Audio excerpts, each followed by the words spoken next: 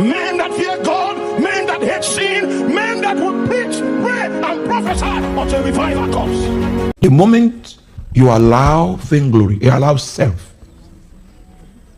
there is some form of life that we lose and something dies. In the corporate life, something dies.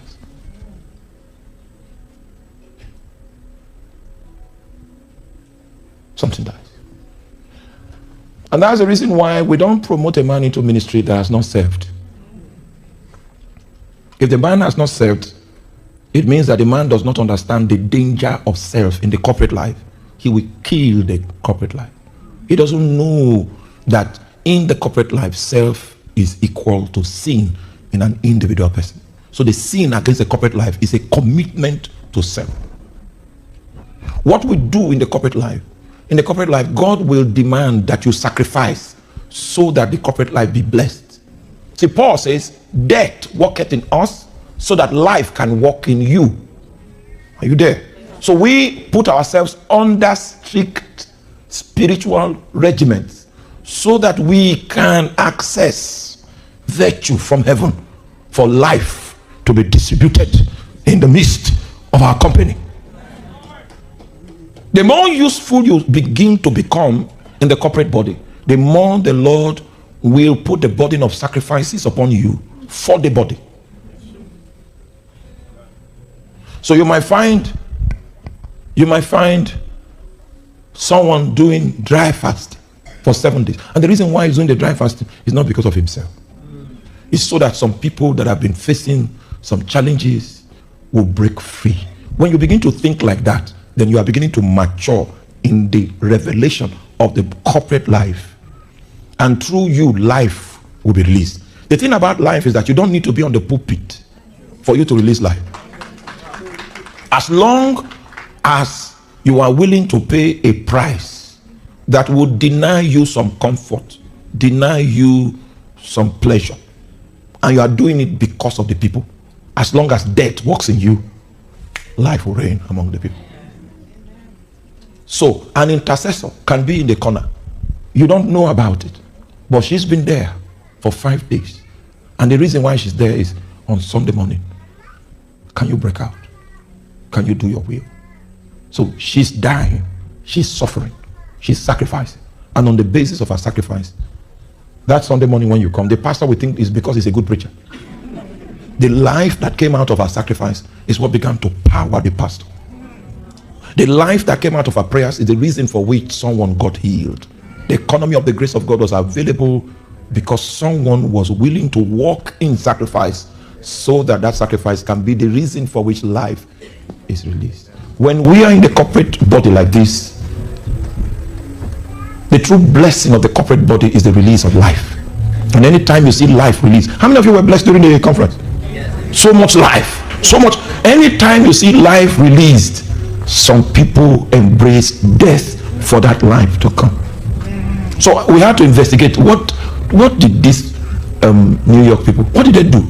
Then they told us about a 30-day prayer rigor.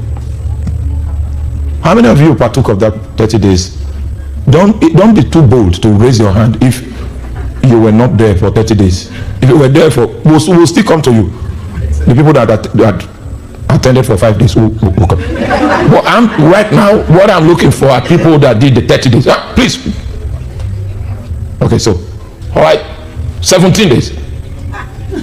2 of you are still there. 2 of you are still there. You are still there. 15 days.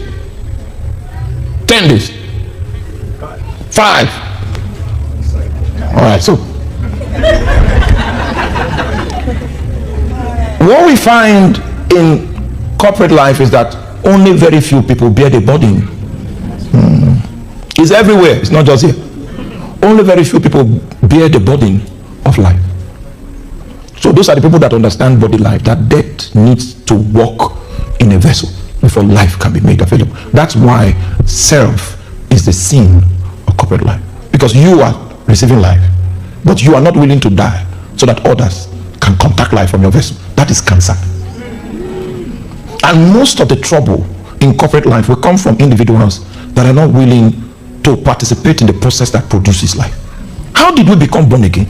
It was the virtue of the death of Jesus. Just like an orange that you buy, and then you cut it open, and then you squeeze it out, and all the juice comes out. That's what happened to Jesus. Everything he was full of grace and truth, and all of that grace. He became poor of grace, empty of grace, so that we can have grace. So when death walked in him, life walked in us. That's the law of sacrifice, and that's the law of the body.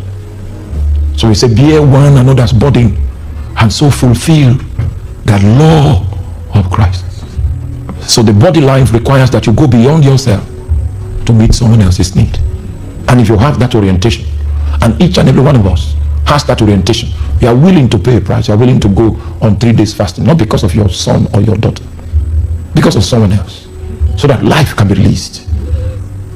If every one of us sustain that culture, things will begin to happen. I will not even know who paid for it. I hope you are aware that no man becomes like I am, like our pastors are, without someone at the background that traveled for you to get here. I hope you know that. So when you see a strong man, there is a stronger one that traveled, that made the person to be able to come to where he is. That's the law of the body. I hope you know when you gave your life to Christ newly, you still like the things of the world.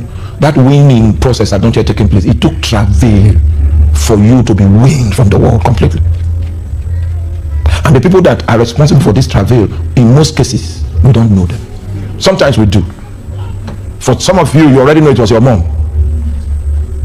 And most of the time it's the woman. Most of the time. I don't understand this thing. Most of the time, they are the mothers. Death walketh in us, and life where?